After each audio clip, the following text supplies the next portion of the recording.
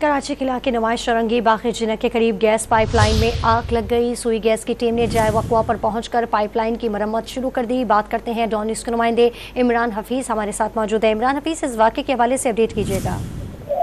देखिए, ये जो गैस लीकेज के बाद वहाँ पर जो आग लगी थी, फिर वहाँ पर रेस्क्यू का अमला और 30 अर्धन गैस का अमला वहाँ पे पहुंचा है। उन्होंने जो इमदादी काम था, जो गैस लीकेज था और जो आग लगी हुई थी, उसको मुकम्मल तौर पर जो है बुझा दिया गया है। वहाँ मौजूद जो एनी शाहिदीन के मुताबिक एक राहगीर है, वहाँ पर वो तम्बाकू नोशी कर रहा था। तम्बाकू नोशी करने के बाद जैसे ही उसने वहाँ पर सिगरेट फेंकी और जो बिल्कुल एन उस जगह गिरी जहाँ से गैस लीक हो रही थी, जमीन के अंदर से, जहाँ से जो लाइन गुजर रही थी, जिसके बाद आग भड़क उठी।